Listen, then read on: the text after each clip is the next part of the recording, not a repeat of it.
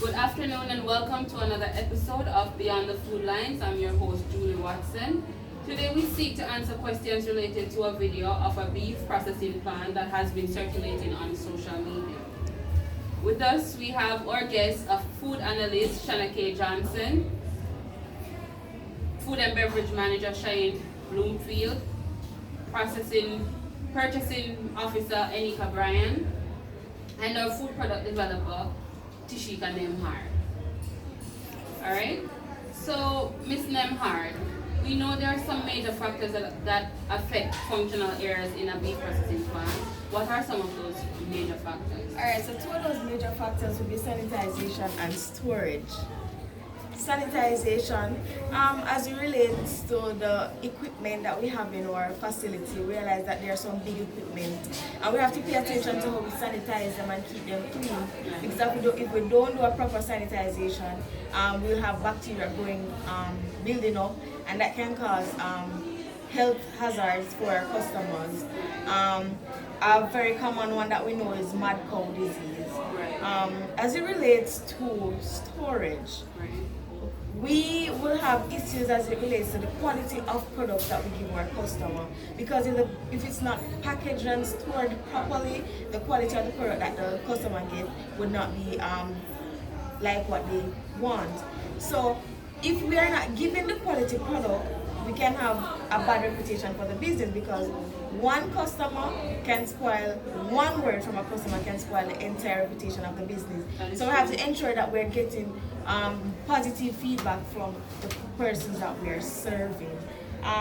Also, based on how we package our products as well, we have to ensure that it's not open to contamination as well, that can cause our customers to die, or it can cause any foodborne illness that would be very costly for our business, because we can have people suing us and stuff like that. Right. Yes. Okay, thank you so much for that. Now, Ms. Bloomfield, based on your experience, what are some type of production control methods? Alright, so we all know that the production control is a systematic planning, directing, and coordinating of all manufacturing activities with food items, right? So one of these methods is the labeling. Right. So the labeling, it is a brief description of the product or an item. It gives the customers the correct information about the product or the item, which includes the manufacturing date, the expiration date. Some of them will give you like the nutrition facts and the serving size of how many person the type of meat or product or item can serve. For that also, it gives you like the grade of the product, whether it's grade A or B, the cut of the product and the weight of the product. And the weight of the product. So one of the major or most important method for this within the production control is labeling. Okay, thank you. Alright, so I know that there are different documents that you use to purchase these products. Ms. Bryan, can you explain two of those documents, please? Alright, so as it relates to purchasing and receiving, a document that can be used in purchasing, you can use a purchase order, and in receiving, you use a receiving report. Right. The purchase order, we should know that it is an external document that is sent out to our suppliers when we are requesting a particular item. In this case, it would be the raw material and it would be our cost, right? So the purchase order would have the date, the description of the item that is being requested. You would also have a representative signature, just signing off that this particular item is being requested. And as it relates to the receiving report now, it is an internal document that you use to ensure that whatever you had requested previously, that is what you are receiving. The receiving report would have the date. It would also have the PO number, which is the purchase order number that you can use, as I said before, to reflect to your purchase order, and the date, the description of the good that is being delivered, and it should be the same as the purchase order. Thank you, Ms. Bryan. Alright, so we know that after the cow is slaughtered, we have to store, and there are steps as to issuing the meat. Right. So how do you go about storing and issuing of the beef? Alright, Ms. so Bloomfield? with storage, right? So the fresh meat, it would have to be stored between 40 degrees Fahrenheit or below. So for the frozen meat, that it is vacuum sealed and stored at 0 to 2 degrees Fahrenheit.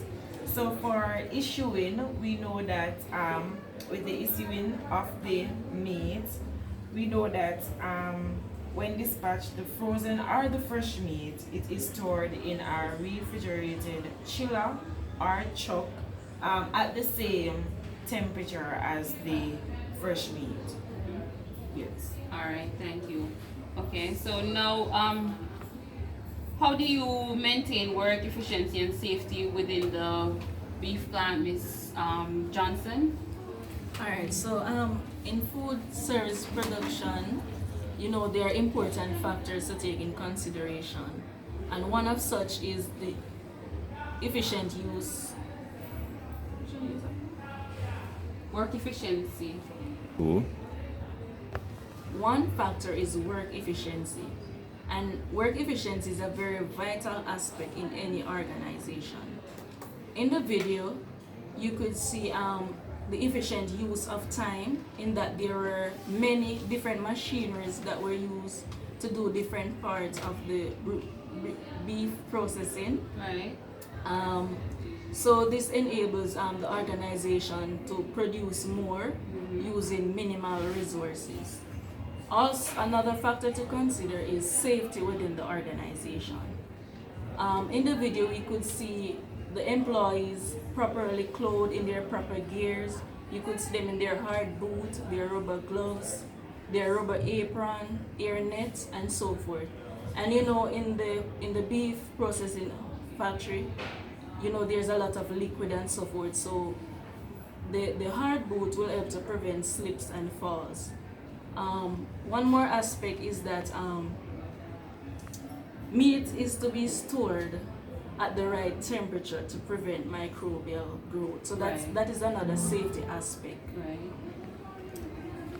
All right, thank you, Ms. Johnson. Okay, so this is the end of our discussion for today. Pause.